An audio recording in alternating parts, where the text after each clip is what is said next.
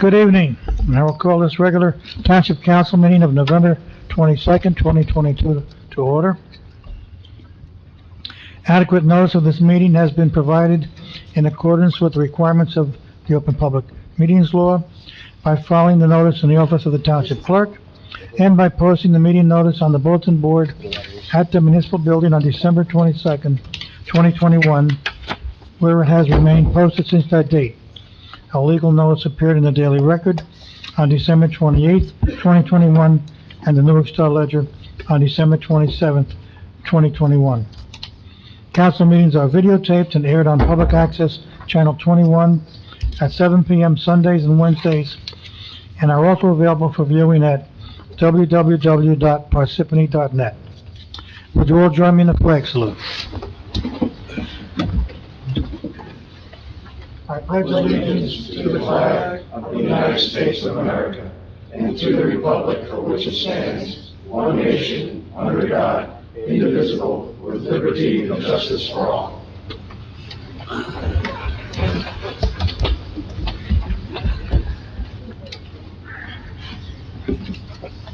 Roll call, please. Mr. Karifi? Here. Ms. Grignani? Here. Mr. Musella? Here. Mr. Neglia? Here. Mr. DePiero? Here. Also in attendance are Mayor James Barbario, Business Administrator Fred Carr, Township Attorney Michael Lavery. We have our CFO, Lynn Ho, and the Township Clerk, Colette Madden. Council President, we have a quorum. You may begin. Thank you. Upcoming meetings, December 6th, 2022 at 7 p.m., agenda meeting, and December 20th, 2022 at 7 p.m., our regular meeting. Approval of minutes, Agenda meeting 10/11/22, regular meeting 10/18/22. Motion to approve the minutes above by myself. Second. Motion made by Mr. Neglia, seconded by Ms. Grignani. Roll call, Mr. Karifi? Yes. Ms. Grignani? Yes. Mr. Musella? Yes. Mr. Neglia? Yes. Mr. DePiero? yes. Motion passes. Presentations and reports, Mayor? Yep.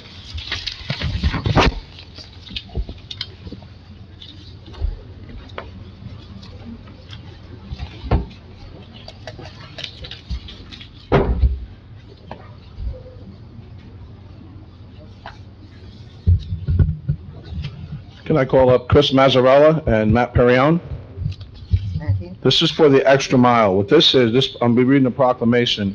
The extra miles for those individuals during the pandemic who want the extra mile for the Township of Parsippany-Troy Hills.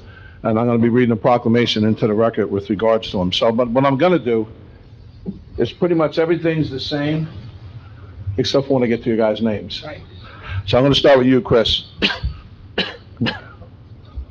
It's your name, right? Okay. That's me. All right. Whereas the Township of Parsippany-Troy Hills is a community which acknowledges that a special vibrancy exists within the entire community when its individual citizens collectively go the extra mile in personal effort, volunteerism, and in service. And whereas the Township of Parsippany-Troy Hills is a community which encourages the citizens to maximize their personal contributions to the community by giving of themselves wholeheartedly and with total effort, commitment, and conviction to their individual ambition, family, friends, and community. And whereas the Township of Parsippany-Troy Hills is a community which chooses to shine a light on and celebrate individuals and organizations within the community who go the extra mile in order to make a difference and lift up fellow members of their community. And whereas the Township of Parsippany-Troy Hills acknowledges the mission of Extra Mile America to create 500 extra mile cities in America, and proud to support the Extra Mile Day on November 1st, which is the day, but we're doing it today, 2022. And whereas the Township of Parsippany-Troy Hills recognizes Chris Mazzarella as an Extra Mile hero for his efforts in helping the COVID-19 impacted community by launching Frontline Morris, a nonprofit organization that has raised over $125,000 for the community. The funds were used to provide PPE and frontline responders food to local food pantries and hospital workers, all while utilizing local small businesses and restaurants to provide relief and support to them as well. Now therefore, I, James R. Barbario, the Mayor of the Township of Parsippany-Troy Hills, do hereby proclaim November 1st, 2020 to be an Extra Mile Day. And I urge each individual in the community to take time on this day to not only go the extra mile in his or her own life, but to also acknowledge all those who are inspirational in their efforts and commitment to make their organizations, families, community, and country or world a better place. This is for you, Chris. I'd like to say a few words with regards to Chris. I know Chris for several years, several years. And I have to tell you, during the pandemic, as you know, every community in the state was suffering. But I could not believe the efforts of individuals like Chris, and I'll get to Matt the next time around here, and all that you did for the community of Parsippany. I know, because I speak to the residents, and they was wholeheartedly appreciative of what you've done. And that's the kind of commitment it takes in Parsippany.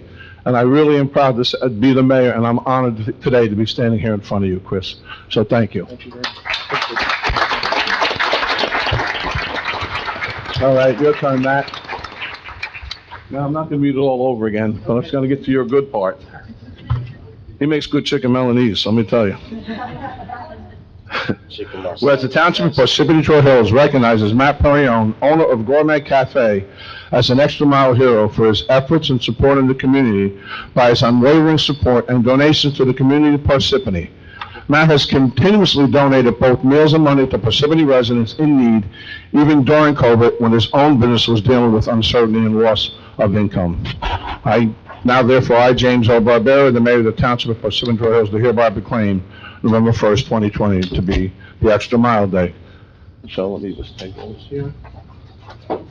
Now, if anybody knows Matt Perrione, like I do, because I visit a lot, I mean, I don't know if you could tell, he makes good chicken parm too, by the way. Here you go. He's a benchmark here in the community, a fabric here in the community of Parsippany.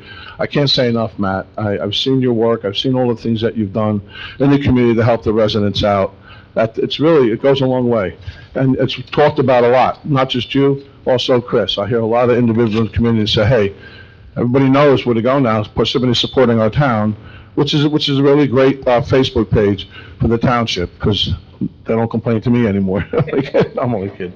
But that being said, as the mayor of the township, I'm truly honored to be standing here in front of two heroes. And you've done so much for the community of Parsippany. And I know you will continue, because that's your nature, that's the way you are, and that's the way that both of you treat the commitment to Parsippany. So it's picture time. So would you like to bring your family up?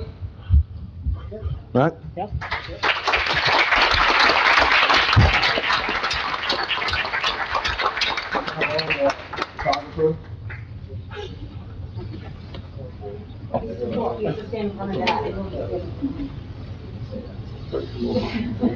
Where are we going here? What are you doing? He doesn't drop me out anymore. Come in front.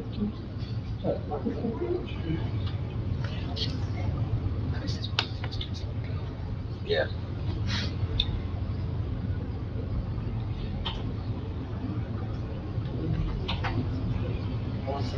Now, would you like to say anything? The microphone? Me? I don't know. Here we go. First of all, obviously, thank you for this honor. We didn't set out to do this for any recognition, and I know Matt probably the same way. Just wanted to help where we could. And although I'm the one standing here right now receiving this, and I'm humbled, honored, and very proud right now, sorry.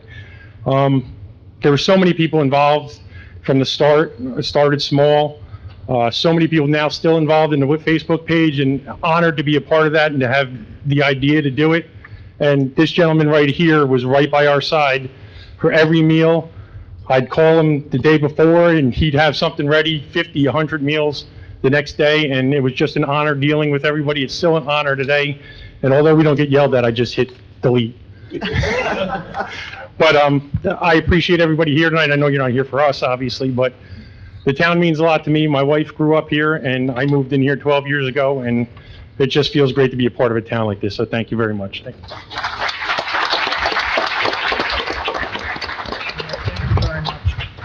Thank you, I really appreciate this.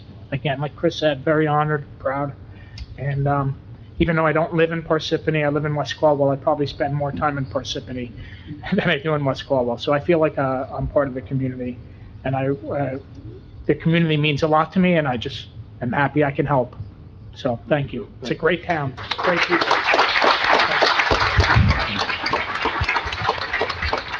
Congratulations, Matt and Chris. Congratulations. Chris. He's gonna go to Matt's restaurant.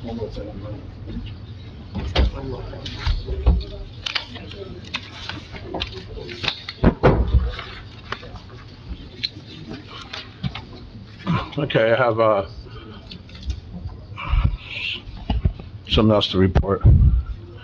As you can see here today, we have a lot of Mount Tabor residents here with regards to the library, and I got a folder full here, so with that being said, today, I spoke with the president of the council, Mike DePiero, and I spoke with Frank Neglia, and we're gonna do everything we can to keep the library open. We're going to meet with the library board and the director, number one. Number two, Council President Michael DePiero did meet with the attorney for the CMA with regards to the building itself. So we're gonna negotiate some sort of a deal with the CMA, hopefully, and, try to keep this library open. I know it's important to the community of Mount Tabor. It's important that, we do the best we can to keep this library open, so just wanted to let you know, so if you want to still come up, feel free.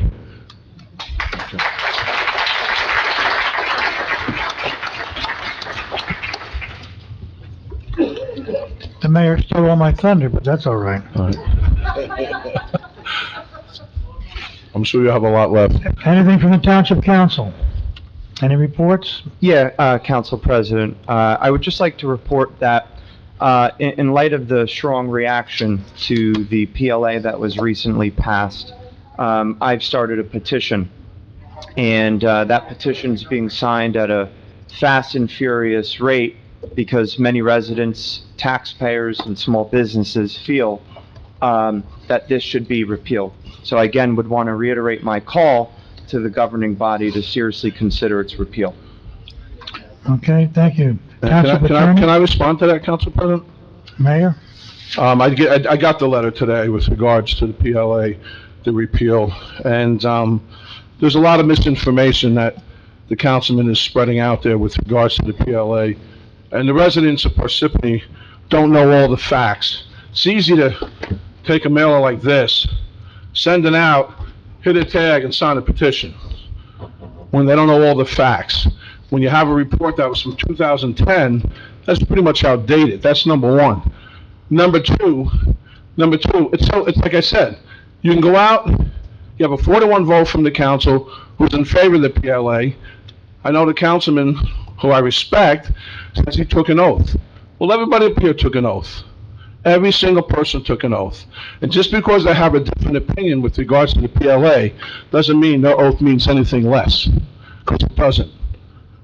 So, with that being said, I don't want the residents of Parsippany to be misinformed. I hope some of them call me up with regards to this, because I can enlighten them with regards to our subsections 330 and what they all mean.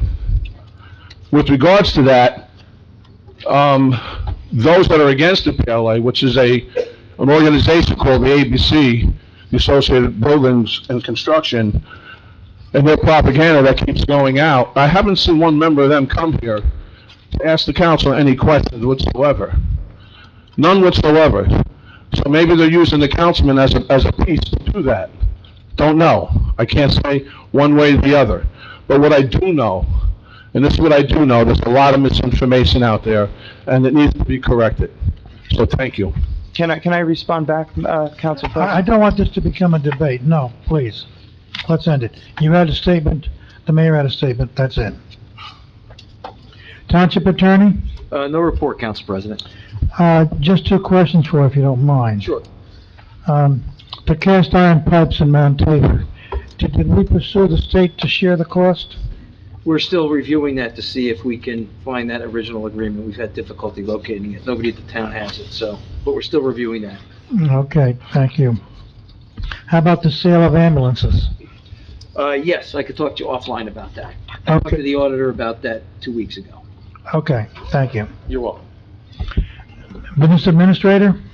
Yes, Council President, I just have one item. As you see, the 222 best practices inventory was sent to council a couple of weeks ago. They're required by the state to publish and certify by myself, the CFO, and the clerk, that the council would discuss or have this on the agenda tonight, which it is. Short answer is, we've answered sufficient questions. We're not losing any money. Do you have any questions? No, I reviewed what you submitted. Then I'm done. Some of their questions are not even things that we do, but Well, we don't want to, my personal opinion is, we don't want to, and we never want to think that just because it says best practices, that it is a best practice. Exactly. Don't, you should not make that logic leap. exactly. Okay, Township Clerk, No report at this time, Council President. Thank you. any township officers or committee reports? Not at this time. Okay, then we get to engineering. Greenbank Road Safety and Improvements Project, all work is complete. Project closeout documents and reimbursement requests are being made to the NJDOT. No council action required. 2021 Road Resurfacing Curb and Sidewalk Program, the annual road resurfacing curb and sidewalk program is on hold pending negotiations with the contractor. No council action required. Pudding Stone Heights Road Improvement Project Phase 1, construction of the Pudding Stone Heights Improvement Project is substantially complete. Contractor is working on completing the punch list items, no council action required. Rockaway River flood wall levee inspection. Our consultant is working on preparing design details and a cost estimate for maintenance and repair work to the flood wall and levee. All vegetation within 5 feet of the wall and toe slope have been cleared in accordance with our inspection requirements, no council action required.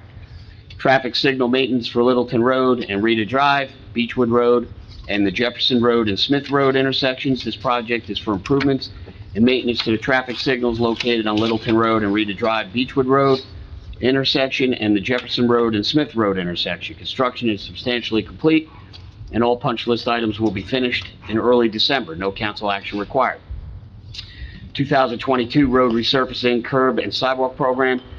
The 2022 Road Resurfacing Curb and Sidewalk Project is substantially complete. All work is anticipated to be complete by the end of November. No council action required. North Beverick Road Streetscape Project Phase 1, the first phase of the North Beverick Road Streetscape Project is in design. We anticipate bidding this project over the winter. No council action required. Drumlin Drive Stream Cleaning, the NJDEP permits have been issued for this project. Our consultant is finishing the design, and we intend to bid the project over the winter. No council action required. Jefferson Road improvements. We received a $760,000 NJDOT grant for improvements to Jefferson Road from Parsippany Road to Smith Road.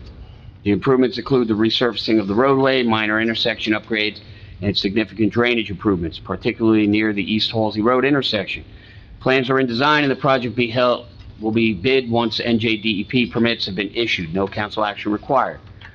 Mount Tabor Street Improvements, Phase 7. The Mount Tabor Street Improvements Phase 7 project is in design. We anticipate bidding this project over the winter. No council action required. Lake Intervale Area Street Improvements, the first phase of the Lake Intervale Area Street Improvements project is in design. We anticipate bidding this project once funding is available. No council action required. Performance bond release, Palmer Associates LLC, Block 450, Lot 14. The developer completed all site work in accordance with the approved plans associated with the Water Edge Townhouse project. Inspections were made during the course of construction, and this office has no objection to the release of letter of credit number OD 16002238. Resolution will need to be adopted by the Township Council. Endorsement of the NJDOT Municipal Aid Grant. We're in the process of preparing and submitting a grant application through the NJDOT Local Transportation Project Funds Grant Program. The application is for rehabilitation of Sylvan Way Bridge culvert over the Malpartis Brook. Inspections of the culvert revealed advanced stages of deterioration of the concrete culvert. This application will help fund the repairs to the bridge, culvert, and road surface. A resolution endorsing the application will need to be adopted by the Township Council. Roadway design projects. The following projects are in design or proposals have been requested. Troy Brook Stream Cleaning, Sylvan Way Sidewalk Improvements, River and Stream Desnagging Plans and Permits, Etten Road Traffic Study, Sylvan Way Culvert Improvements. No council action required. Okay, thank you. Bids taken, 10/26/22, meter replacement program, Phase 1. No bids to be taken at this time. Before I open to public hearing, there's a lot of people here from Mount Tabor. does anybody have access to any documents when, Mount Tabor merged with Parsippany Township? We would love to see something, from that process. Not now, I'll reach out to you later, but our attorney's looking for information on that. Thank you. Okay, now I'll entertain a motion to open this meeting to the public. Motion. Second. Motion made by Ms. Grignani, seconded by Mr. Karifi. Roll call, Mr. Karifi? Yes. Ms. Grignani? Yes. Mr. Musella? Yes. Mr. Neglia? Yes. Mr. DePiero? Yes. Floor is open to the public on any matter. You have 5 minutes. We're going to hold back council discussion so it doesn't become a debate or anything. So you will all have a chance to speak. And at the end, the council members will respond at the end to whatever they feel they have information to speak about, okay?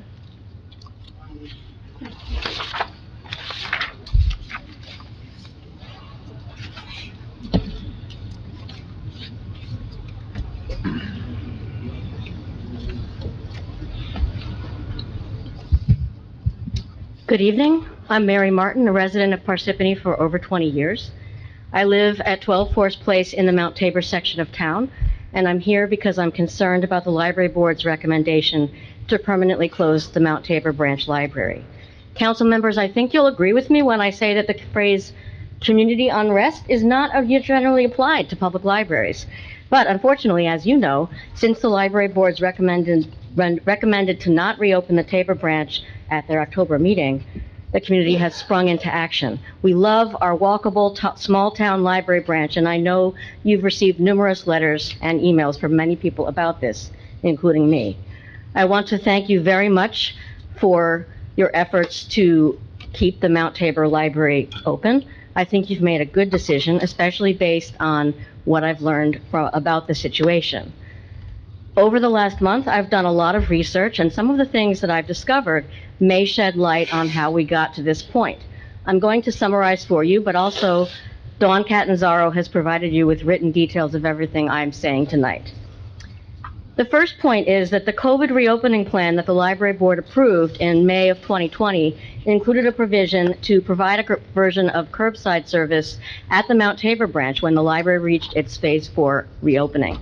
That never occurred, even though library staffers were physically present at the Mount Tabor branch 3 times a week doing routine tasks. The minutes of the July 2021 Library Board meeting note that the Lake Hiawatha branch had fully reopened to the public. At this meeting, the library director, Melissa Kuzma, asked the board about reopening the Mount Tabor branch. I'm going to quote the minutes directly here. Melissa asked the board for their opinion on reopening Mount Tabor. It was suggested that it could reopen for limited hours of perhaps 22 to 23 hours per week. The board will revisit next month. Unfortunately, the library board did not have a follow-up discussion of this important issue at their next meeting, and in fact, library board meeting minutes say nothing at all about reopening the Mount Tabor branch for over a year. The next mention of reopening Mount Tabor branch was reported in the minutes of the September 2022 board meeting, when a group of about 20 concerned Mount Tabor residents came and asked the library board when the Mount Tabor branch would finally reopen. The board thanked the residents and said they would discuss the matter. And we know what happened at the October library board meeting. The director read a prepared recommendation to the board, who then voted to recommend to the Township Council that the branch be closed permanently. Dawn Catanzaro has provided you with a copy of that written recommendation. The reasons this report gives for the decision include low usage statistics, the short distance of 2 miles from Mount Tabor to the main library, the cost effectiveness of the Mount Tabor branch, and the financial hardship of the library. Based on what I've discovered, I don't think that document shows the true picture, so let me add my perspective. First, low usage statistic. The report mentioned that circulation had decreased at Mount Tabor from 2015 to 2019. What it doesn't mention is that the library board substantially cut hours at the Tabor branch in 2017, which likely contributed to the declining usage numbers. We have analyzed the library usage from 2014 onward, and when the hours that a branch is actually open are taken into account, Mount Tabor's usage is comparable to or higher than the rest of the system. Both of those branches are open substantially more hours a week. We will be happy to review our analyses in depth with you or with the library board. Second point, the proximity of the main library, only 2 miles away. Yes, the main library is 2 miles away, but it is not within walking distance of our community. And I doubt many parents would allow their children to walk the 2 miles to the main library along busy roads. The Mount Tabor Branch Library, however, is centrally located in the heart of our community. All residents can walk to it. Kids who attend Mount Tabor School can walk to it. The third point, cost effectiveness. The library's report states that by 2019, Mount Tabor Branch accounted for only 3% of total library usage. This was given as a reason to close the branch. After the meeting, my neighbor Michelle Munn asked the library director how much of the total library budget was needed to run Mount Tabor. Ma'am, She you was, have 30 seconds. oh my God, okay. Okay. Just a suggestion, if someone wants to yield their time and give it to her, she can finish her. Thanks, Carla. Sorry. We don't usually do this, but this is an exception. Thank you. Thank you very much. Thank you, Carla.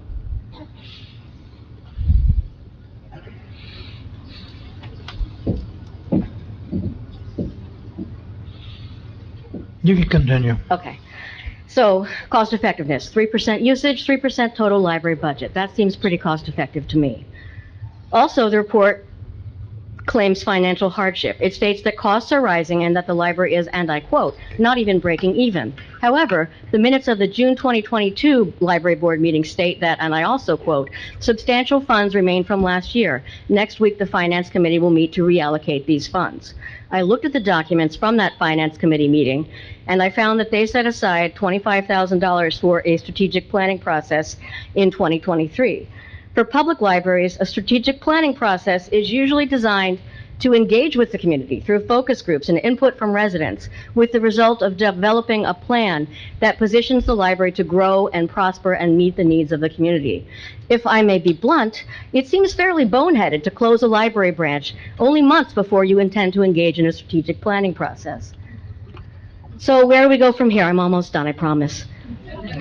The residents of Mount Tabor have been and remain willing to engage in constructive, open discussion with the library board on how to reopen the Mount Tabor Branch Library.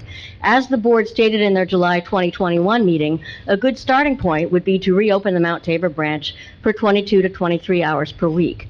My neighbor Dawn Catanzaro has agreed to be the main contact person to work with the library board on this important issue, and she has the support of our entire community, many of whom are here tonight. So thank you so much for stating your support for this important issue, and we look forward to engaging in constructive, open dialogue with the trustees of the Parsippany Library to develop and implement a plan to reopen Mount Tabor Branch by February 2023. Thank you.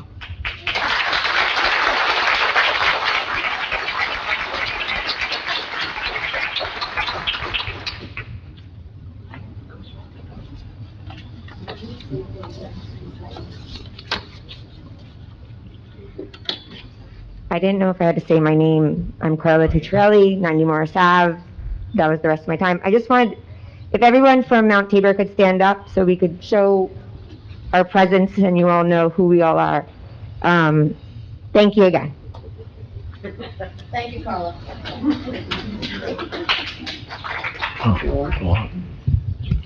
Carl, you gave up your time speaking. You just spoke. I'm teasing you. I'm teasing you. That's all right. Good evening, Councilman, Mr. Mayor. It's a pleasure to speak with you.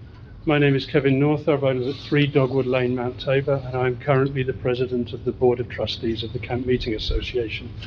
I'd like to say, Mr. Mayor, that we all welcome your comments and that on behalf of the Board of Trustees, we have always been willing to sit down with the town and the library board and discuss the issues around opening the library and operating the library. And just so to mention it, but I'm only going to mention it tonight, the long-standing issue we've had with the library over the payments of the rent for the building. The one comment I would make on that, which I think the council should be aware of, is that I definitely know of 2 occasions in the past 25 years where the library has opened a negotiation on the rent by refusing to pay it, And I've been told by other board members who were around before I was on the board that this has also occurred a third time, sometime between those two. The first of those occasions was in 1997, and we have the minutes and documentation for that.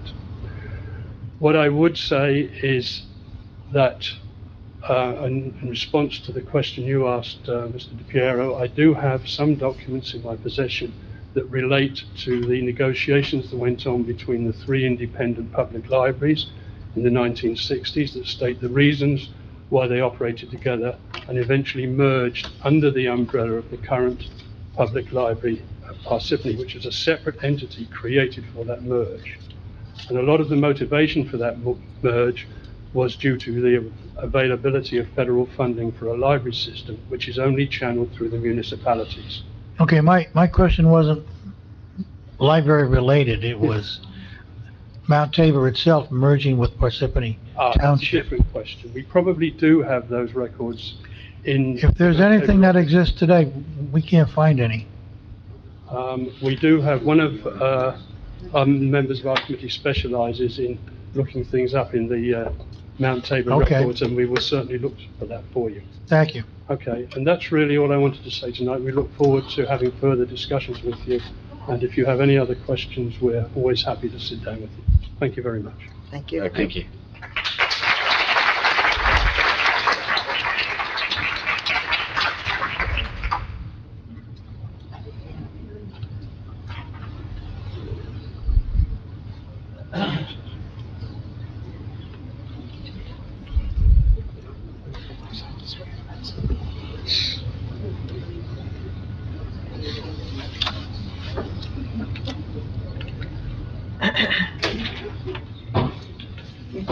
Good evening, Council and Mayor. My name is John Barwick.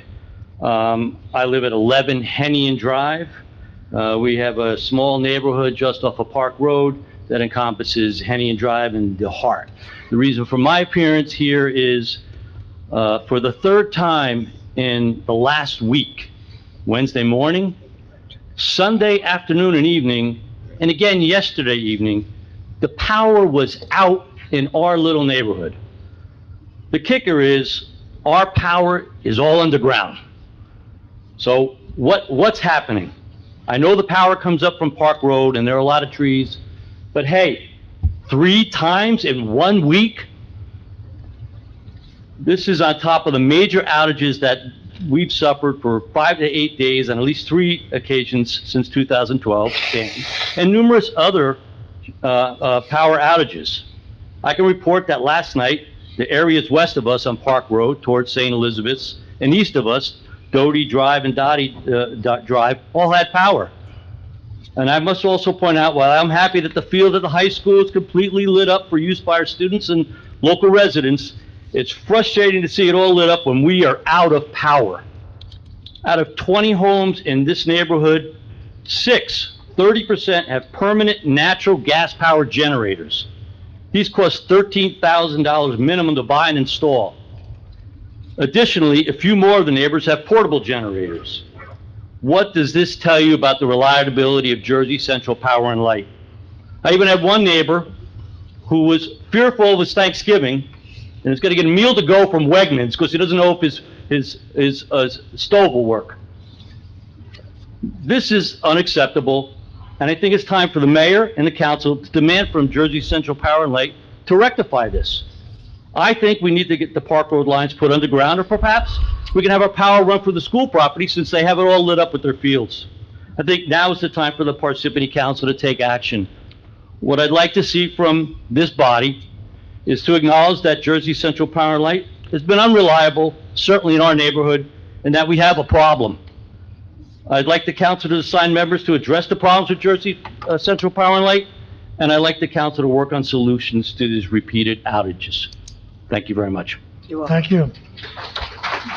Mr. Carr, you'll get a report from JCP&L, right? I have, just Council President. You have a response? I spoke to Jersey Central Power and Light, the last few days with regards to the power outages, and I want to meet with them with regards to what Mr. Barwick just said. But it wasn't just that area. It was like, it extended to 202, to Hills of Troy, and Powder Mill as well. And I asked him what the problem was, and actually, you know, the problem is they said these lines are burning out. I said, well, it's unacceptable. So I've dealt with this before during storms, during 2 hurricanes, and I'm still disappointed in Judges Township Power and Light because they have an antiquated system that needs to be upgraded. So I will be on it, Mr. Barwick. I'm working on that as we speak. I spoke to the rep again yesterday with regards, you know, they keep telling me the times are going to come back on, but what I didn't know was Henyon Drive, because I never got a phone call with regards to that. But I can guarantee you I will be on it.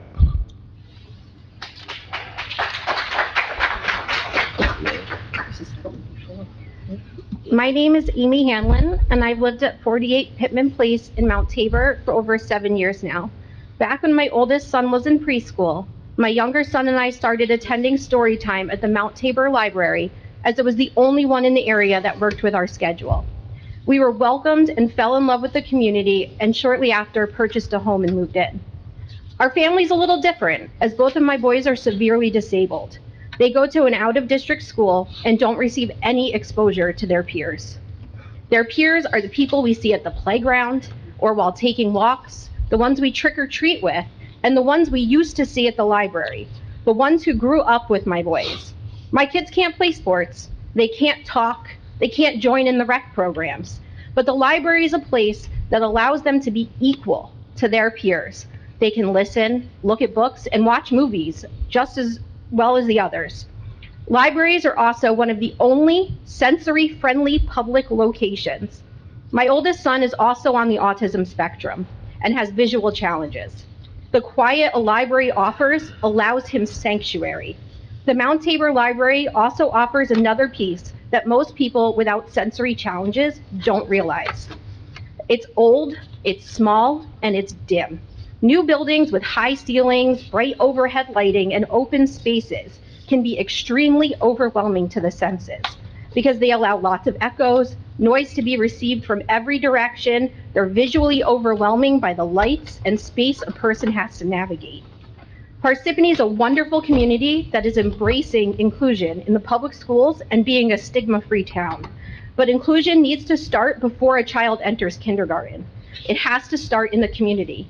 And so many times it's built in those story times and other programs the library has to offer, just like it has been for mine. The kids they grew up with recognize them, and they see them, and they include them. Thank you for this opportunity to speak with you. Thank you.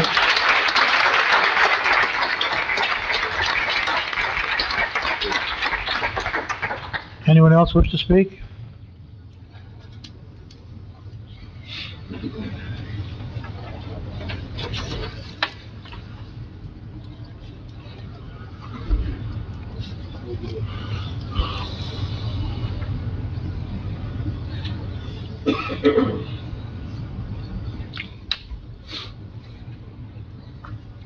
Good evening. My name is Michelle Lacanto Munn, and I live in Mount Tabor. I'm also president of the Historical Society, and I serve on several boards in town. When we were in discussion after the meeting at the library board, where they said they were going to close the Mount Tabor Library, they were really rather dismissive when we were kind of exclaiming, you know, how much we care for our walkable library, the fact that we can all walk to the library. They were rather dismissive because they're like, you can just get in the car and drive to the library 2 miles down the road like everybody else. And I want to reiterate the importance of having a walkable library, because in our master plan, we talk about walkable communities. These are the communities of the future. This is what everyone wants. They want a community that happens to be just like Mount Tabor. We are the model of a walkable community because we can walk to a store, we can walk to a restaurant. We walk to our post office every single day. On our way to the post office, we stop by the library because it's right next door. It's the accessibility and the convenience that creates that increased efficiency that Mount Tabor local library services. Because we can walk to it every single day, it is highly efficient. In fact, it is, I believe if the numbers are right, it's like 4 times as efficient as the Lake Hiawatha and the main branch combined. It has very limited hours, and we have a limited number of population who can walk to it, but it's highly efficient way to service your community. There's a story here of a man who wrote, Arian Horbovitz, who wrote to a publication called Strong Towns. They promote things like walkable communities. And his story communicates very clearly what a very similar situation to Mount Tabor. A small library was closed because they opened a brand new, really big, all the amenities library just down the road. And he was saying that he misses the small library. And here's just the conclusion of his kind of very poignant story. But it says, this is a reminder that expanding a community staple isn't enough. We must consider the importance of how people connect with that staple as much as we consider the importance of square footage. How does that resource fit into the neighborhood setting? And how does the intimacy of that hyper-local relationship affect how we access all that the resource has to offer? It is the type of relationship that we have with our public institutions, just as important as the volume of content it provides. These are the questions that we must continue to ask with regards to the community-based decision about libraries and other local public resources. Bigger is often better, but there are a number of variables that still need to be considered in concert with square footage. The maximization of community public space goes far beyond the space required. Only by reaching out to the community at large can we fully understand how a neighborhood connects with the key resources in its midst. And I think that we can't dismiss the importance of a walkable community. This is a thing that all of Parsippany needs to embrace. And those are the elements that we need to bring to our other parts. The efficiency of the Mount Tabor Library should be the efficiency that we're trying to attain at the other branches of the library. Not close the one that is most efficient. We should be trying to bring those elements and make the other libraries just as efficient as Mount Tabor is. Make them a little more walkable. Can children ride their bikes to those branches? I think Mount Tabor should be the test lab to improve the other branches of the library, not be an excuse to close it. And I think we need to take a look at the bigger picture. If we are in charge of planning the future of Parsippany, we need to look at all of Parsippany and consider how do we want that future to look. So thank you for your time, and I appreciate your valuing the Mount Tabor Library as much as we do. So I look forward to working with you and planning for its future. Thank you.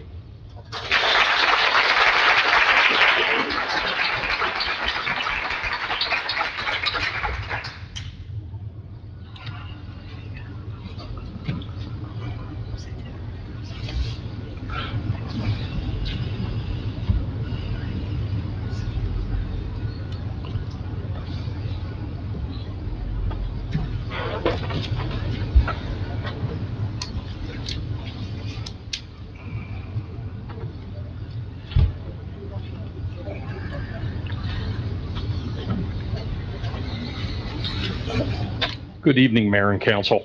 My name is Ron Meister. I'm a representative from the Eastern Atlantic States Regional Council of Carpenters.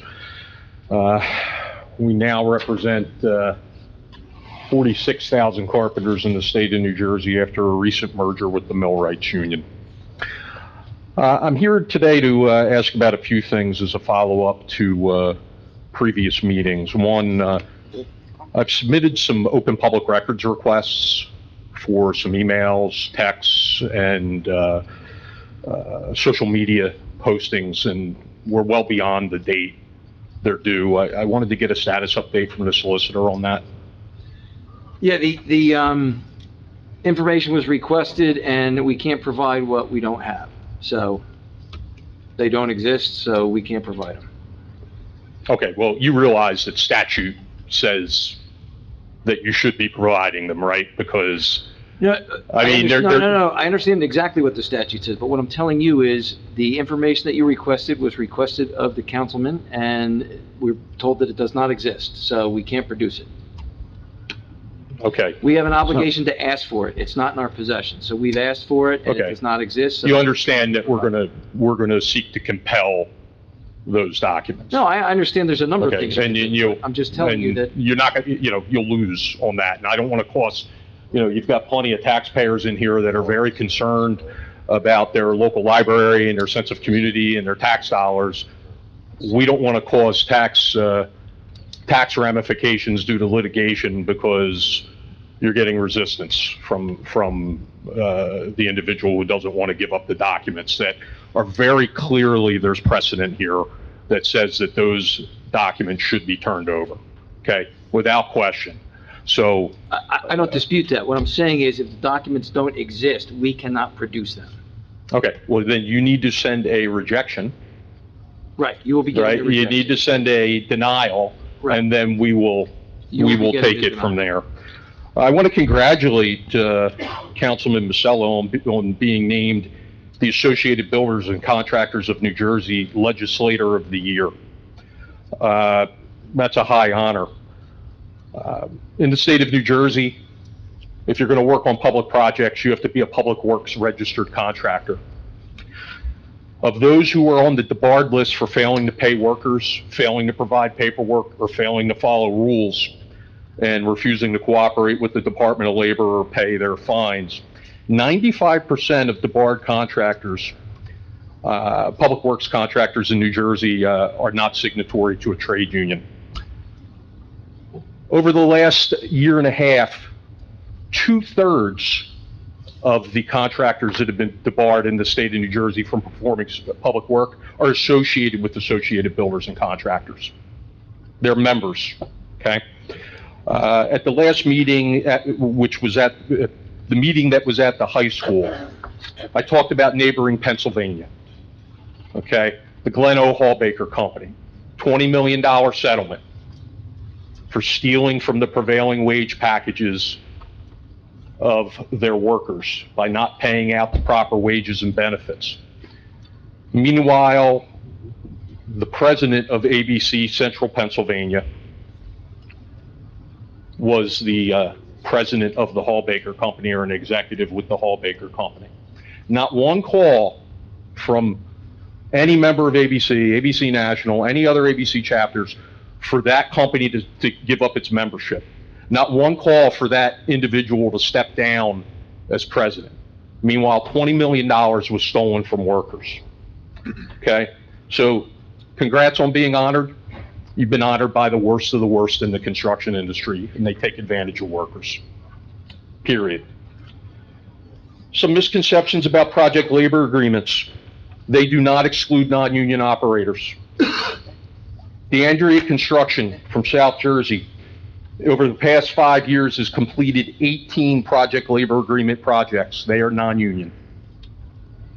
They have bid on, successfully won, and completed 18 project labor agreement projects. There were also discussions about the town of Toms River and a study out of Toms River.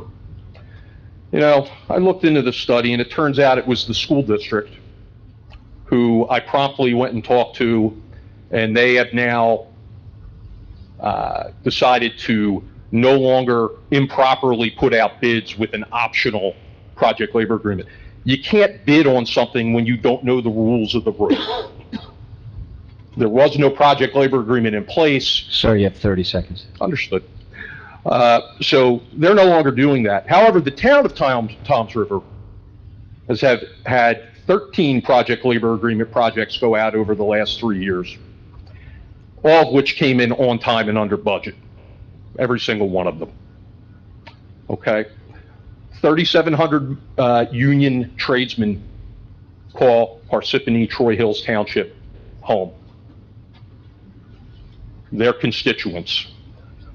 You know, I urge you to all, consider that. You know, when you take your working age folks that are here, you've got a population of a little over 50,000.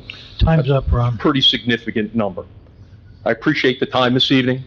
Happy Thanksgiving to you all and to the folks who've come here, and I appreciate the time Thank to be you. able to speak. Thank you. Okay, you're next. You were ready to get up.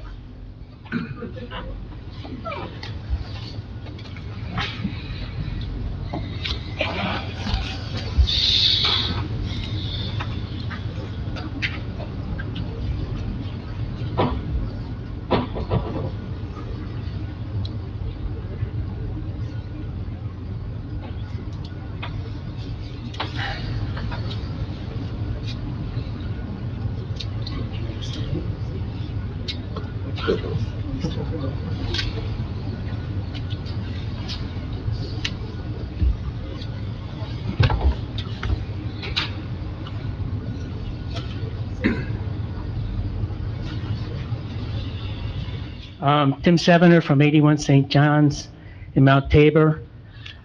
State your name again, please. Tim Sevener from 81 St. John's, Mount Tabor. And actually, our library cuts, just to be clear, I have a letter to the board from 2014. We actually started getting our hours cut. But anyway, this is about being a walkable library, how important it is.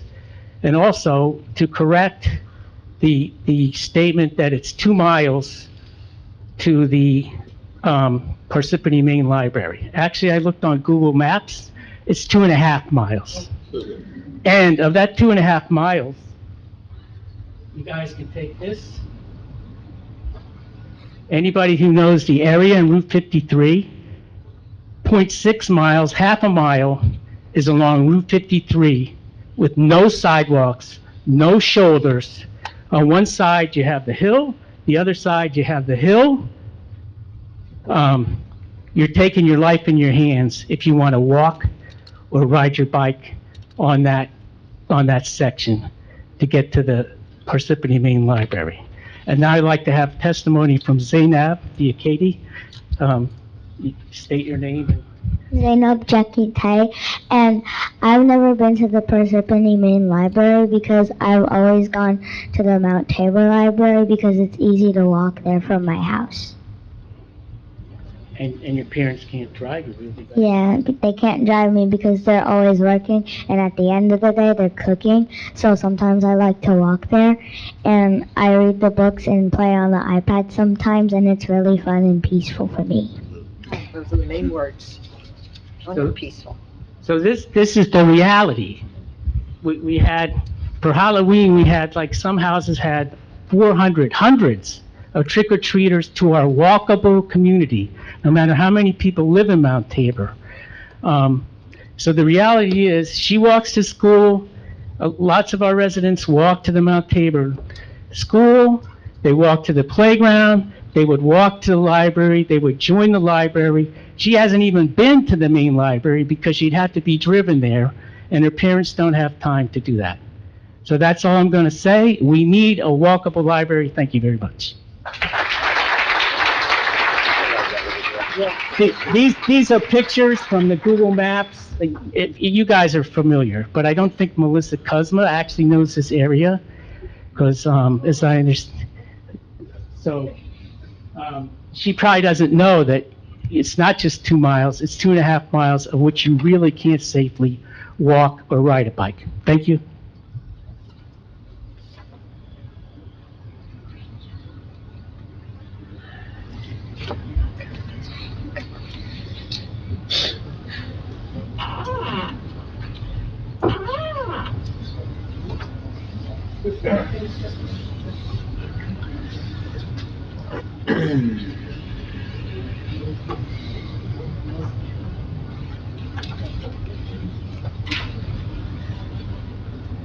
My name is Rebecca Sundergaard. I live at 16 West Heading Place, and I've been a library patron in every community I've ever lived in across various states in the United States. I have greatly appreciated the Mount Tabor Library and the service that was provided. I also was thinking about the fact that this is a township that has valued its history. It has taken steps to preserve historic places. I've seen articles and information about the steps that have been taken for, various historic buildings. And Mount Tabor is a registered historic place.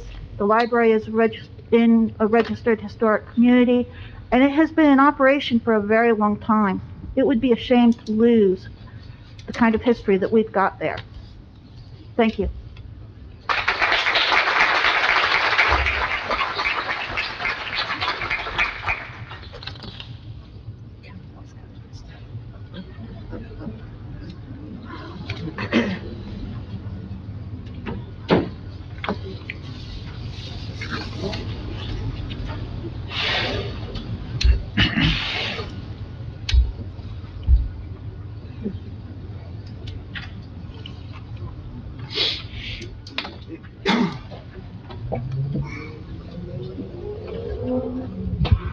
My name is Jennifer Roth. I live at 16 Ridgewood Avenue in Mount Tabor.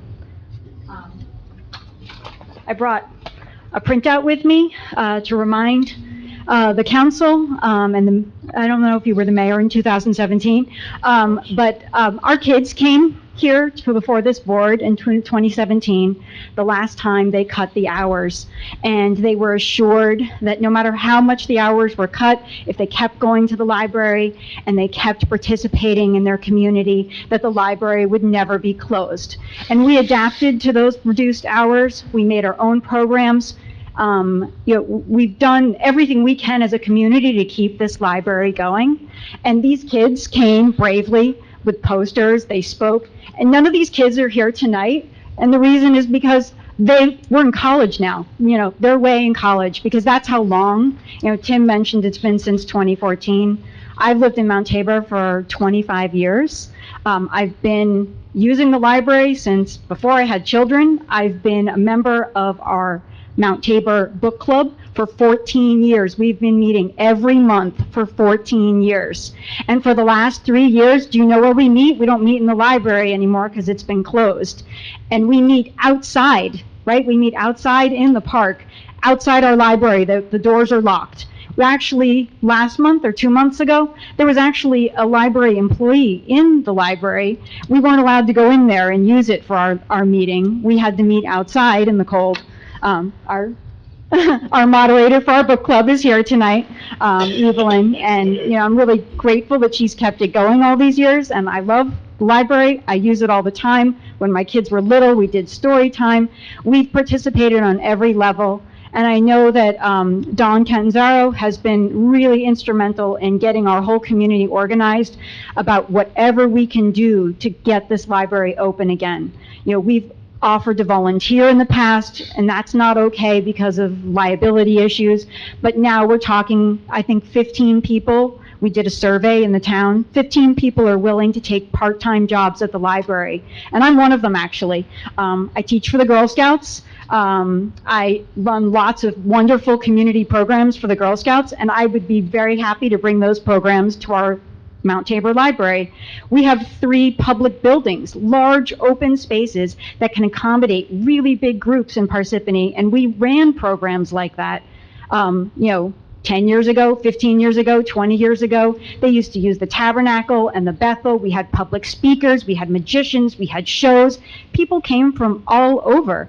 And these are free spaces that are accessible to the library, that they can invite people from outside the community, from all over Parsippany.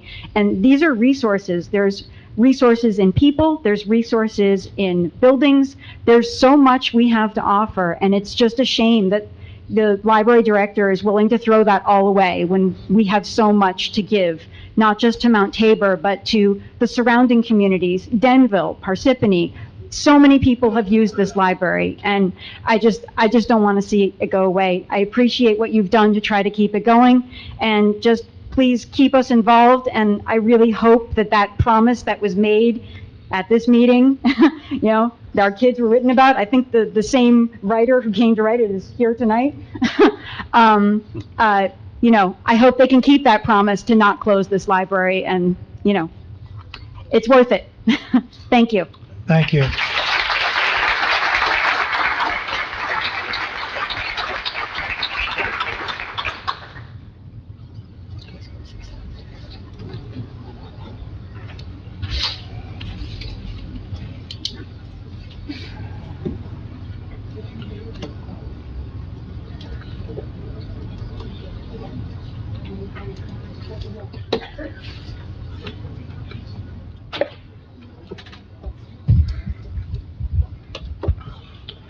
My name is Bob Venezia, and I live at 102 Brooklawn Drive.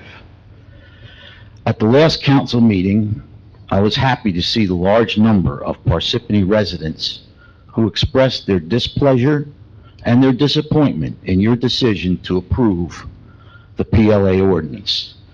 The two meetings prior to the passage of the ordinance were dominated by more than 200 union workers from all over the state. Their presence alone should have acted as a warning signal for you to reject the ordinance. You'd have to be very naive to think that hundreds of union members from all over New Jersey made the trek to a Parsippany council meeting out of concern for the welfare of the local residents. And now that the unions have achieved their goal, their roadshow, and probably their campaign contributions as well, we'll move on to the next gullible mayor and town council. The most disappointing aspect of your decision was that you chose to ignore the arguments and sentiments of your own constituents in favor of a group of out-of-town carpetbaggers. Several residents provided you with irrefutable evidence from a study conducted by the New Jersey Department of Labor, which compared 8 years of school-only projects, construction projects, and concluded that the cost and duration per square foot of PLA projects was about 30% higher than non-PLA projects. The unions never contested these statistics. Their only unsubstantiated rebuttal was that they were worth the extra 30% premium. As you heard at the last meeting, not a single Parsippany taxpayer agrees with them. Finally, I'd like to point out the magnitude of the damage that the PLA ordinance will inflict on our taxpayers.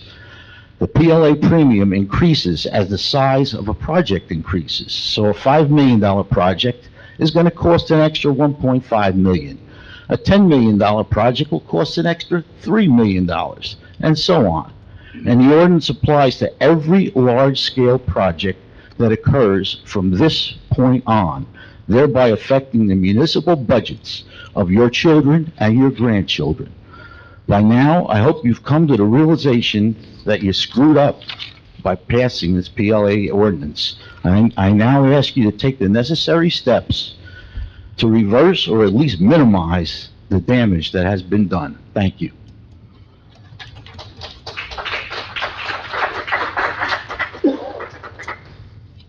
Anyone else wish to speak?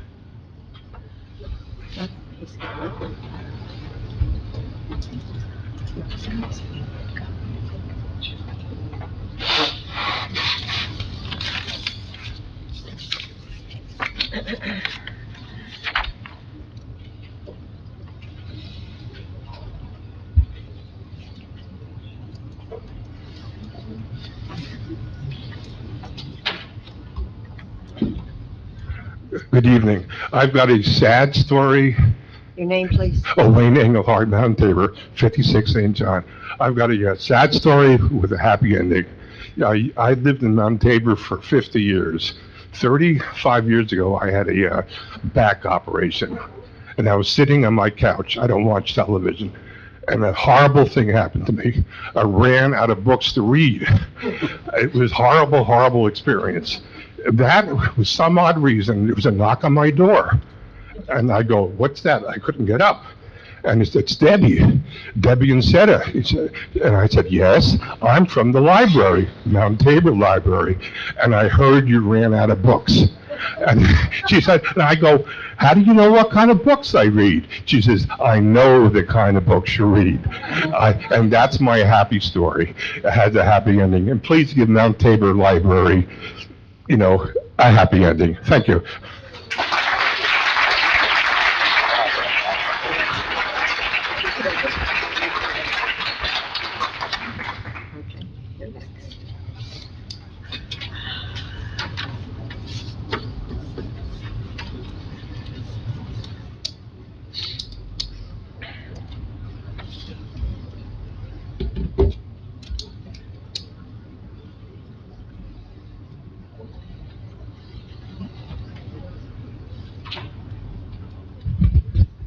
Thank you, Board, for letting me speak here today. Wayne's statement's going to be hard to follow, but I'm Name and address, please. Stephen Brunskill, 6 McClintock Place in Mount Tabor. I've been a librarian in libraries in Morris County for the last 30 years.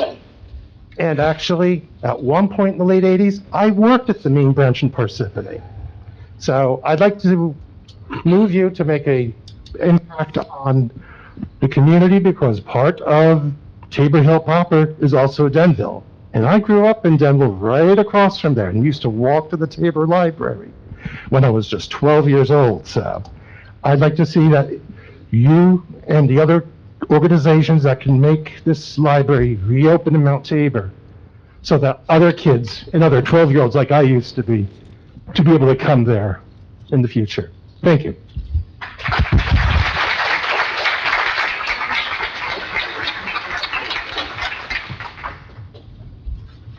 Okay, anyone else?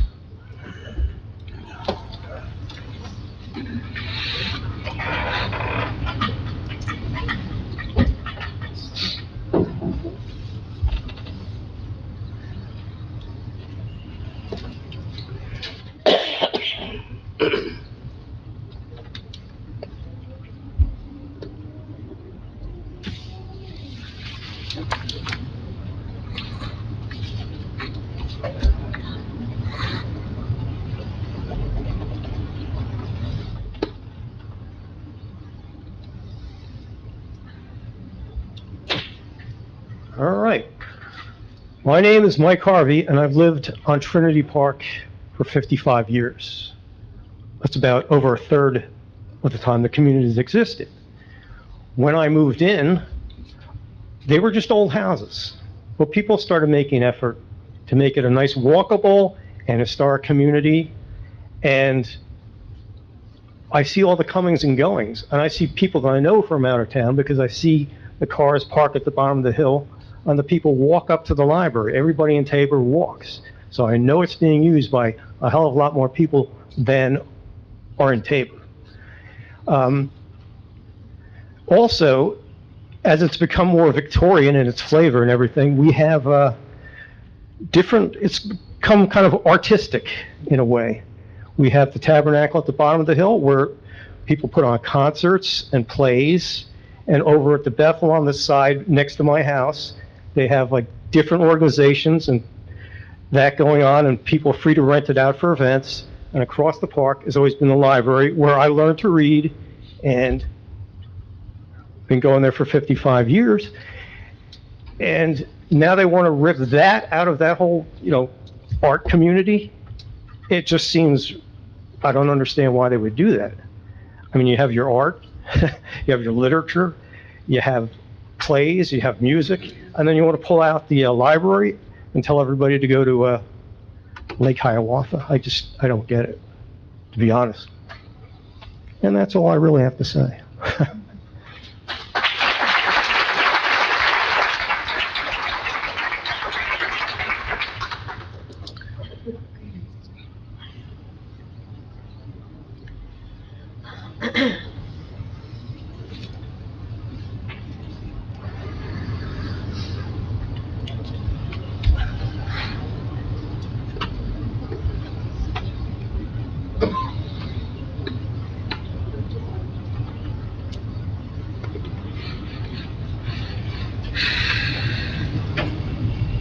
Hi, my name is Ann Klein. I live at 50 Strobridge Avenue. Tonight, I'm just going to say one thing. I'd like to celebrate Jean Jones and every other librarian that we have ever had in Mount Tabor, and this library will stay open. Thank you.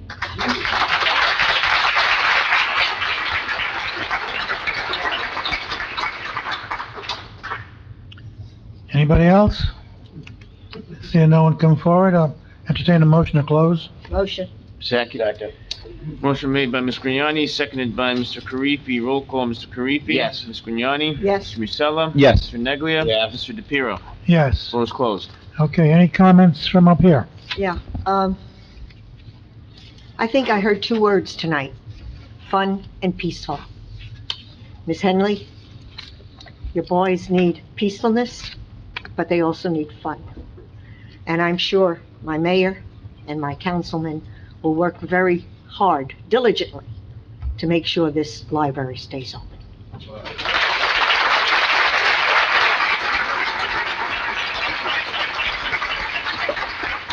Frank? I also concur with Councilwoman Grignani. I am full support of keeping this library open, and I know this council and mayor will do everything possible to make that happen. Thank you. Yeah. I'm in 100% total agreement. Needs to stay open.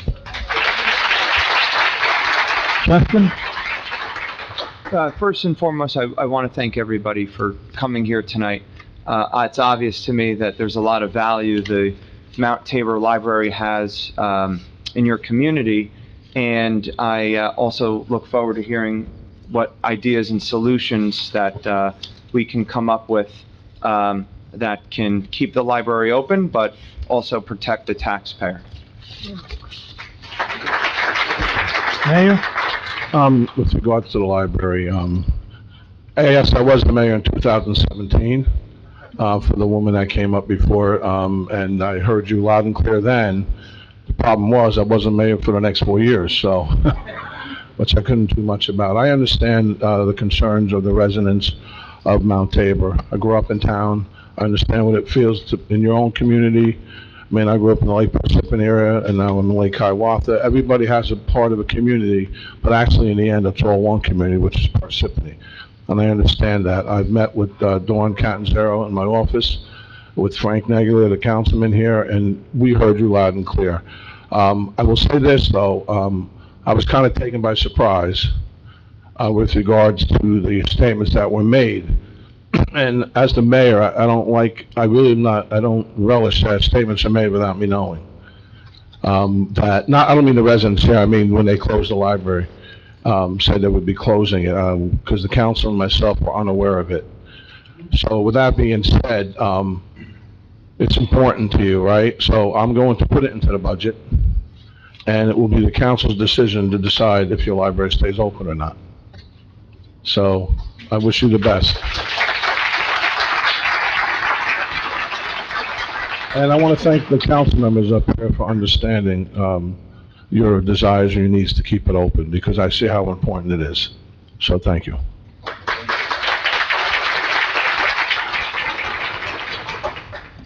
Well, that leaves me. I've been sitting here for 40 years, and I've never wanted to see Mount Tabor Library closed, and I've been involved in a lot of those discussions. So you have a unanimous council here that wants to do everything we can to keep the library open. Thank you all for coming.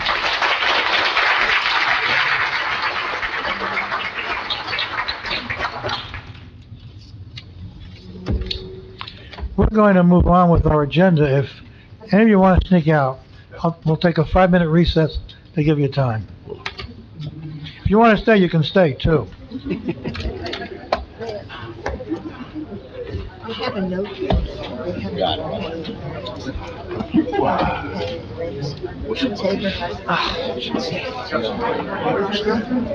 And I live up the road from you, and I got one of those generators. I live on, right on the road.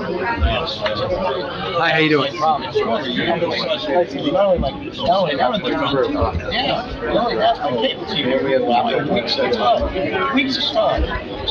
Weeks, not just days, weeks. Main cable rewired my entire house in the charge, it still kept going out. It found it's got a problem on a box.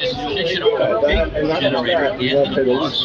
That makes sense. And when it goes out, they don't really want to pay. I don't understand. I don't do wiring. How is your area?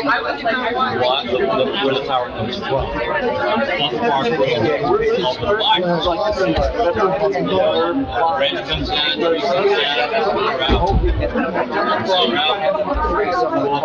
So that's kind of really. Yeah, I know. I have a friend. Okay, all right.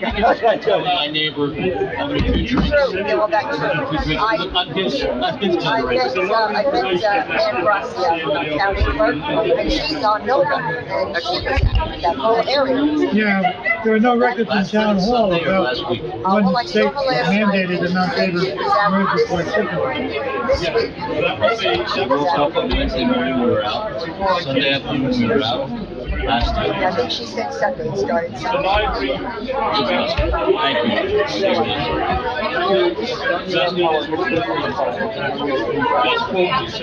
Ron, yes. John Barwood. Yeah, John, yes. Yeah, of course. The reason I'm really sorry about now My niece Jillian. this government. Yeah. The federal government mandated that it's all right. Right, yeah, well, I grew up in Off Creek. We have no less fight. So, yeah, definitely, I remember her. Yeah, what is she doing now? Oh, wow. Her sister lives out Bell Road as well, so Bell Road, yeah. My son lives in Boulder. Okay, all right, so you got a lot of family out there. Did you grow up in Wayne? Patterson? Okay. Well, all my family, all my family started in Patterson, but then they went to Wayne. So if you know the last name Rotella, there was like 40 or 50 of them in Patterson. And then once they went downhill, they went to Wayne. You know, I still have a lot of family there today. But I am really sorry about it. In the cold, especially in the cold, when it is coming up. Can you have either one of them reach out to me or to the public?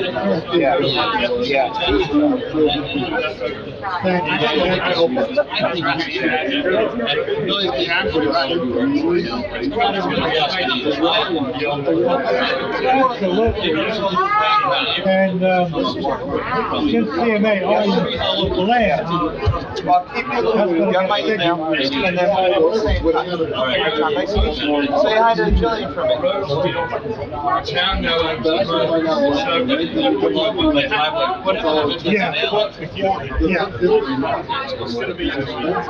right. But since the state's subject to us, by saying cast iron, we must then pay for it or help it. something that we can talk about. See you too. Okay, Bob,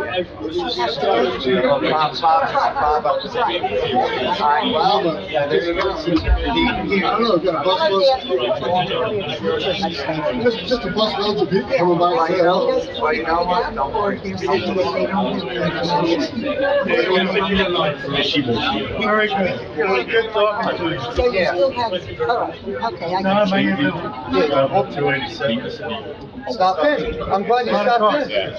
Yeah, you should have said happy day. You should have bought some turkeys for us. I haven't had him at all. Okay. Back there. I see you guys are going for a traffic. Yeah. So, as far as I can put that is downstairs. Hey, happy Thanksgiving. That has my cell phone number Yeah, on it. that cost a couple of bucks. Also getting, no.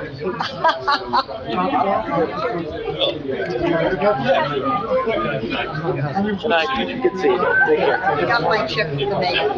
Yep. I did, I just see it. Got it. Yeah. Thank you. There's some office buildings that are coming down. It'll put Parsippany on the map. That's, every time somebody just plays off, hears that, talks on. Yep. They get excited. That would be. I've never done it in New Jersey. That Route 406 corridor will be. They will not interfere with the federal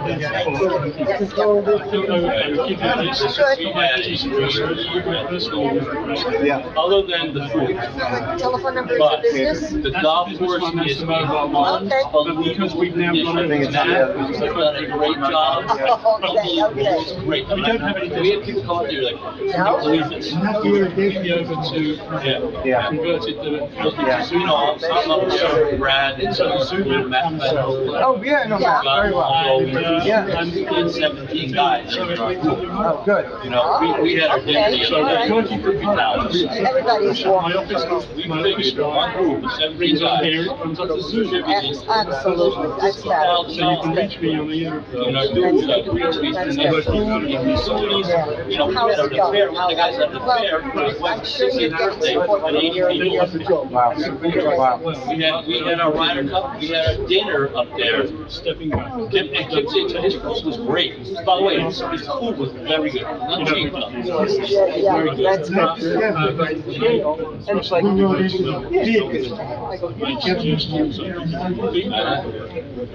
He's gotta keep his own remote. It's in the bid. Are you? Yeah, he's got to work on that. It's not there yet. Well, You know, when he was not there at all, him and Raphael haven't been there at all. Now it's in the bid. Yeah, and he's been, so far, he's been spending about 7. You want to come up here for something, you gotta be open. 8:39. Well, I agree. On a Friday or Thursday. How about that? Little report. Right. I mean, he had some specials at lunch for the golfers. He got the bugs that a little better. That's not it. Yeah, we're up there this Sunday with the Giants for England.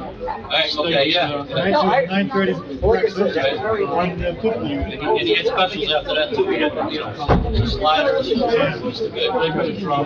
Well, have a good Thanksgiving. Thanks a lot. Yeah, good talking to you. Yeah. All right. Take care. You gonna be in top chocolate? Yeah. No, I heard. Mr. Nunez. Yeah, I know. Brad, yeah, I will. All right. All right, I'll take come back, but I've been talking. I will. You live next to Timmy Baxter? Yeah, I graduated. He's a good guy. I see you action. All right. Well, let's hope that You got it, thanks. that it's successful. That's the important. You have a blessed. Keep on saying peace. You know how many times I told people it is a big deal. Yes. Happy Thanksgiving. Take care now. Thank you very much. Anytime. All right, that's my business. I have I put the pressure on you guys. I should have done it a little bit differently. So, I don't have the sign. on the bed. But no, I've got. All right. But yeah, because the council. Hey, how are you? Yeah, for my wife. Just formally signed. Yeah, I'm gonna have to say. Happy Thanksgiving. See you again and.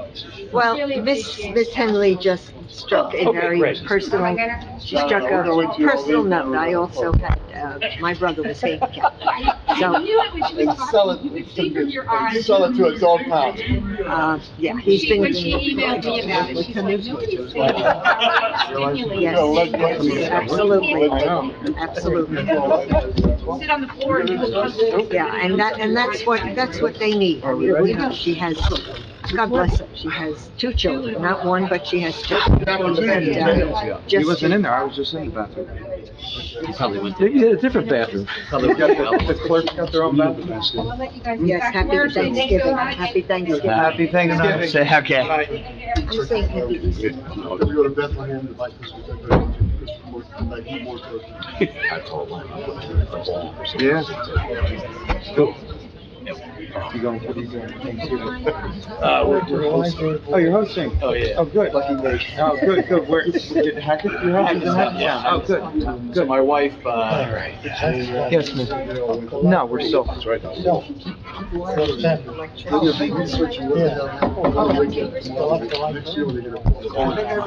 We're waiting for you? Yeah, right. No, really? All right, I'm here. Okay. He's back. Okay. All right. All right.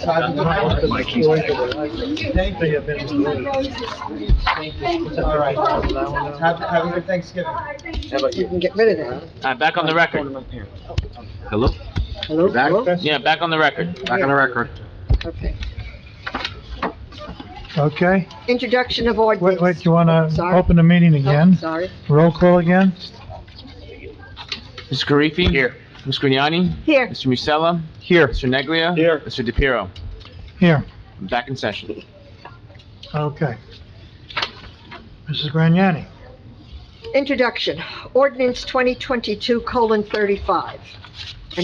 An ordinance authorizing a special emergency appropriation in the amount of $917,849.02 for the payment of contractually required severance liabilities resulting from the retirement or termination of employees in and by the Township of Parsippany-Troy Hills in the County of Morris, New Jersey.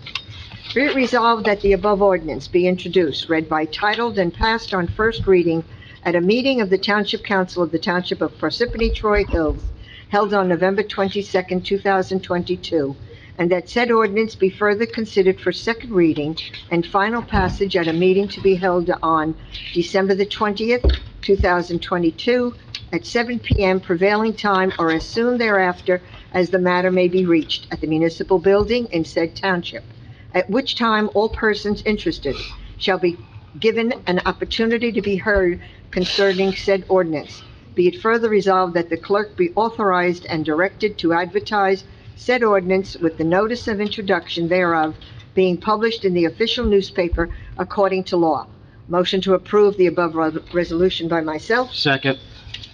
Motion made by Ms. Grignani, seconded by Mr. Neglia. Roll call, Mr. Karifi. Yes. Ms. Grignani. Yes. Mr. Musella.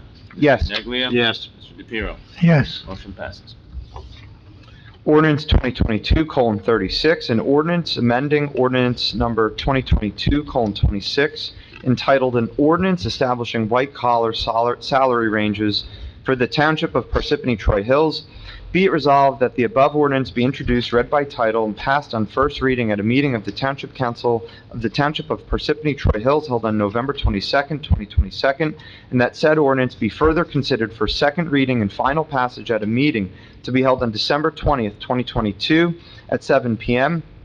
prevailing time, or as soon thereafter as the matter may be reached at the municipal building in said township, at which time all persons interested shall be given an opportunity to be heard concerning said ordinance. Be it further resolved that the clerk be authorized and directed to advertise said ordinance with the notice of introduction thereof being published in the official newspaper according to law.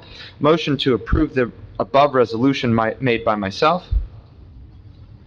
Second. Motion made by Mr. Musella, seconded by Mr. Karifi. Roll call, Mr. Karifi. Yes. Ms. Grignani. Yes. Mr. Musella. Yes. Mr. Neglia. Yes. Mr. DePiero. Yes. Motion passes. Ordinance 2022, somebody call it 37, an ordinance of the Township Council of the Township of Parsippany-Troy Hills, Morris County, New Jersey, amending and supplementing Chapter 329, Section 17, sewer rental fees on the Code of Township of Parsippany-Troy Hills. Be it resolved that the above ordinance be introduced, read by title, and passed on first reading at the meeting of the Township Council of the Township of Parsippany-Troy Hills held on November 22nd, 2022, and that said ordinance be further considered for second reading and final passage at a meeting to be held on December 20th, 2022 at 7 p.m. prevailing time, or as soon thereafter as the matter may be reached at the municipal building in said township, at which time all persons interested shall be given the opportunity to be heard concerning said ordinance. Be it further resolved that the clerk be authorized and directed to advertise said ordinance with the notice of introduction thereof being published in the official newspaper according to law. Motion to approve the above resolution by myself. Second. Motion made by Mr. Neglia, seconded by Mr. Karifi. Roll call, Mr. Karifi. Yes. Ms. Grignani. Yes. Mr. Musella. Yes. Mr. Neglia. Yes. Mr. DePiero. Yes. Motion passes. Ordinance 2022:38. An ordinance of the Township Council of the Township of Parsippany-Troy Hills, Morris County, New Jersey, amending and supplementing Chapter 420, Water, to increase water rates and charges. Be it resolved that the above ordinance be introduced, read by title, and passed on first reading at the meeting of the Township Council of the Township of Parsippany-Troy Hills, held on November 22nd, 2022, and that said ordinance be further considered for second reading and final passage at a meeting to be held on December the 20th, 2022, at 7 p.m. prevailing time, or as soon thereafter as the matter may be reached at the municipal building in the township, at which time all persons interested shall be given an opportunity to be heard concerning said ordinance. Be it further resolved that the clerk be authorized and directed to advertise said ordinance with the notice of introduction thereof being published in the official newspaper according to law. Motion to approve the above resolution by myself. Second. Motion made by Ms. Grignani, seconded by Mr. Neglia. Roll call, Mr. Karifi. Yes. Ms. Grignani. Yes. Mr. Musella. Yes. Mr. Neglia. Yes. Mr. DePiero. Yes. Motion passes. Ordinance 2022:39. An ordinance of the Township of Parsippany-Troy Hills, County of Morris, State of New Jersey, creating Chapter 430 zoning article LXII OVL-7 overlay district and providing definitions, use, and bulk standards for such overlay district. See resolved that the above ordinance be introduced, read by title, and passed on first reading at a meeting of the Township Council of the Township of Parsippany-Troy Hills held on November 22nd, 2022, and that said ordinance be further considered for second reading and final passage at a meeting to be held on December 20th, 2022 at 7 p.m. prevailing time, or as soon thereafter as the matter may be reached at the municipal building in said township, at which time all persons interested shall be given the opportunity to be heard concerning said ordinance. Be it further resolved that the clerk be authorized and directed to advertise said ordinance with the notice of introduction thereof being published in the official newspaper according to law. Motion to approve the above resolution by myself. Second.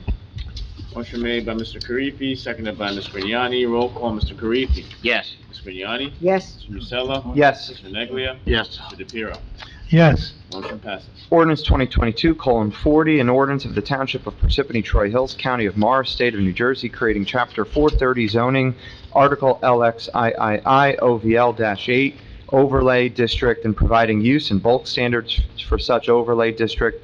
Be it resolved that the above ordinance be introduced, read by title, and passed on first reading at a meeting of the Township Council of the Township of Parsippany-Troy Hills held on November 22nd, 2022, and that said ordinance be further considered for second reading and final passage at a meeting to be held on December 20th, 2022 at 7 p.m. prevailing time, or as soon thereafter as the matter may be reached at the municipal building in said township, at which time all persons interested shall be given an opportunity to be heard concerning said ordinance. Be it further resolved that the clerk be authorized and directed to advertise said ordinance with the notice of introduction thereof being published in the official newspaper according to law.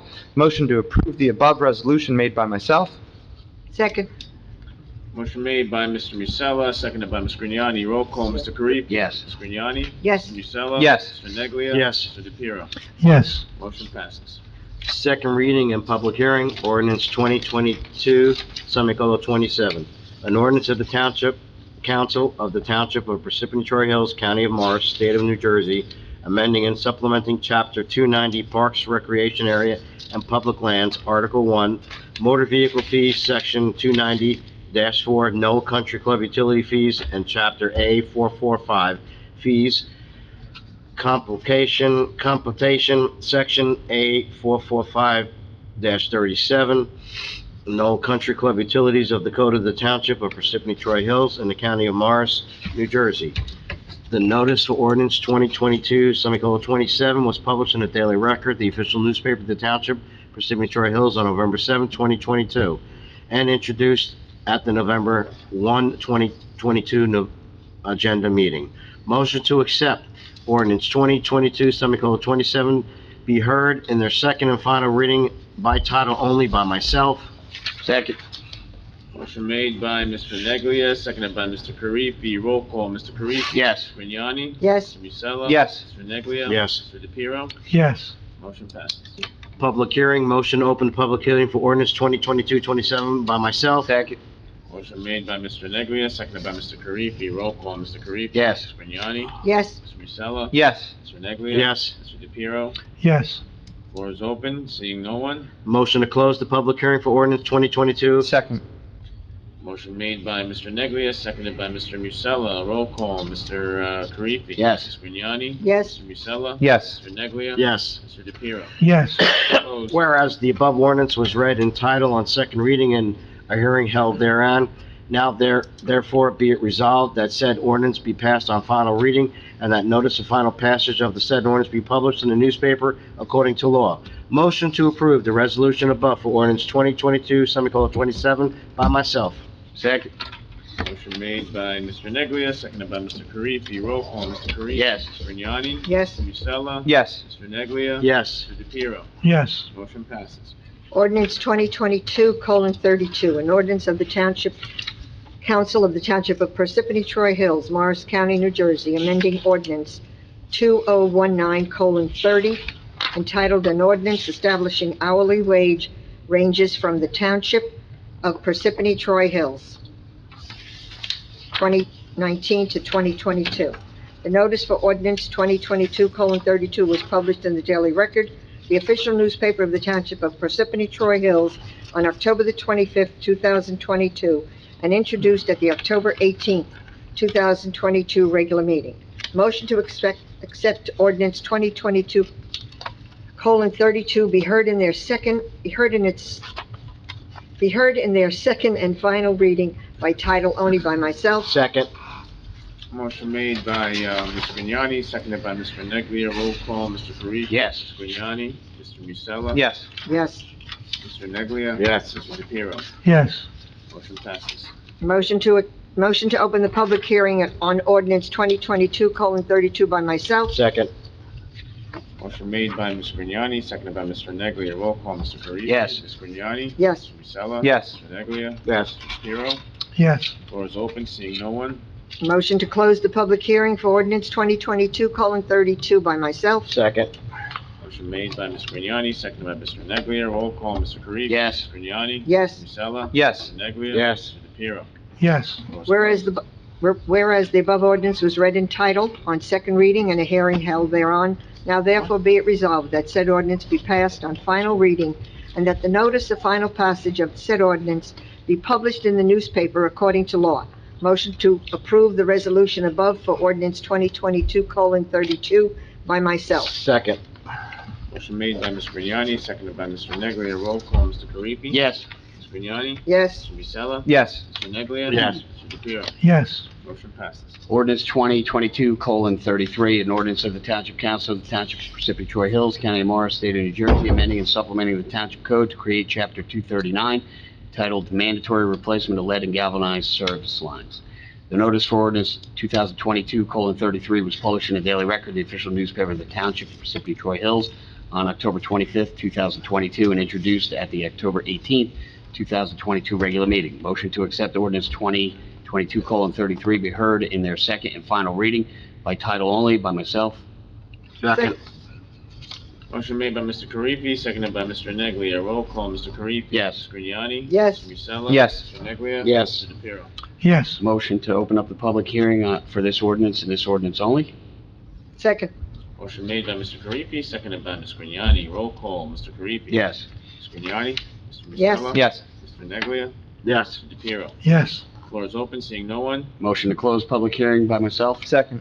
Motion made by Mr. Karifi, seconded by Mr. Musella. Roll call, Mr. Karifi. Yes. Mr. Grignani. Yes. Mr. Musella. Yes. Mr. Neglia. Yes. Mr. DePiero. Yes. Whereas the above ordinance was read in title on second reading, the hearing held thereon, now therefore be it resolved that said ordinance be passed on final reading and notice of final passage of said ordinance be published in the newspaper according to law. Motion to approve the resolution for ordinance 2022:33 by myself. Second. Motion made by Mr. Karifi, seconded by Mr. Neglia. Roll call, Mr. Karifi. Yes. Mr. Grignani. Yes. Mr. Musella. Yes. Mr. Neglia. Yes. Mr. DePiero. Yes. Motion passes. Ordinance 2022:34, an ordinance of the Township Council of the Township of Parsippany-Troy Hills, County of Morris, State of New Jersey, amending and supplementing Chapter 4 entitled Police Department of the Township Code to create a new Section 4-28-1 entitled Appointments to Department, Qualifications. The notice for ordinance 2022:34 was published in the Daily Record, the official newspaper of the Township of Parsippany-Troy Hills, on November 7th, 2022, and introduced at the November 1st, 2022 regular meeting. Motion to accept ordinance 2022:34 be heard in their second and final reading by title only, made by myself. Second. Motion made by Mr. Musella, seconded by Mr. Karifi. Roll call, Mr. Karifi. Yes. Mr. Grignani. Yes. Mr. Musella. Yes. Mr. Neglia. Yes. Mr. DePiero. Yes. Public hearing. Motion to open the public hearing for ordinance 2022:34 made by myself. Second. Motion made by Mr. Musella, seconded by Mr. Karifi. Roll call, Mr. Karifi. Yes. Mr. Grignani. Yes. Mr. Musella. Yes. Mr. Neglia. Yes. Mr. DePiero. Yes. Floor is open, seeing no one. Motion to close the public hearing for ordinance 2022:34 made by myself. Second. Motion made by Mr. Musella, seconded by Mr. Karifi. Roll call, Mr. Karifi. Yes. Mr. Grignani. Mr. Yes. Musella. Yes. Mr. Neglia. Yes. Mr. DePiero. Yes. Floor is closed. Whereas the above ordinance was read in title on second reading and a hearing held thereon, now therefore be it resolved that said ordinance be passed on final reading and that the notice of final passage of said ordinance be published in the newspaper according to law. Motion to approve the resolution above for ordinance 2022:34 made by myself. Second. Motion made by Mr. Musella, seconded by Mr. Karifi. Roll call, Mr. Karifi. Yes. Mr. Grignani. Mr. Yes. Musella. Yes. Mr. Neglia. Yes. Mr. DePiero. Yes. Motion passes. Non-consent agenda resolution R 2022-172, authorizing a sidebar letter of agreement between the Township of Parsippany-Troy Hills and Parsippany Blue Collar Workers. Motion to approve the resolution above by myself. Second. Motion made by Mr. Neglia, seconded by Ms. Grignani. Roll call, Mr. Karifi. Yes. Mr. Grignani. Yes. Mr. Musella. Yes. Mr. Neglia. Yes. Mr. DePiero. Yes. Motion passes. Resolution 2022-173, authorizing the emergency appropriation for water usage and various building maintenance at the Knoll Golf Utility per NJSA 40:A-48. Motion to approve the resolution made by myself. Second. Motion made by Ms. Grignani, seconded by Mr. Neglia. Roll call, Mr. Karifi. Yes. Ms. Grignani. Yes. Mr. Musella. Yes. Mr. Neglia. Yes. Mr. DePiero. Yes. Motion passes. Resolution 2022-174, appointing Antonelli, Cantor, and Rivera, PC. Motion to approve the resolution by myself. Second. Motion made by Mr. Karifi, seconded by Mr. Neglia. Roll call, Mr. Karifi. Yes. Ms. Grignani. Yes. Mr. Musella. Yes. Mr. Neglia. Yes. Mr. DePiero. Yes. Motion passes. Consent agenda. Be it resolved, all items listed with an asterisk are routine and non-controversial by the Township Council and will be approved by one motion. There will be no separate discussion of these items unless a council member so requests, in which case the item will be removed from the consent agenda and considered in its normal sequence on the agenda.